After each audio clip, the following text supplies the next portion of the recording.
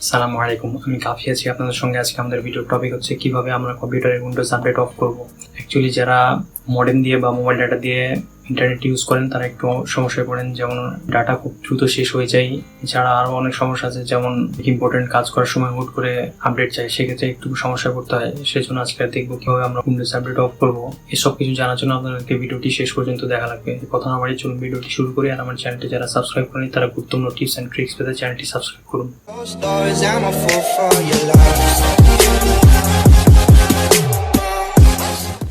প্রথমে আমরা service search করব, SERVICES সার্ভিস। এখানে যে উইন্ডোজ আপডেটে চলে যাব। আপডেট সব শেষে এই তো উইন্ডোজ আপডেট, ডাবল ক্লিক করবেন। ডাবল ক্লিক করে আমার উইন্ডোজ আপডেট অফ করা আছে। তো আপনাদের যদি অফ না থাকে বা অটোমেটিক বা ম্যানুয়াল যদি করা থাকে তাহলে ডিসেবল করে নেবেন। তাছাড়া যদি স্টার্ট করা থাকে তাহলে স্টপ করে নেবেন।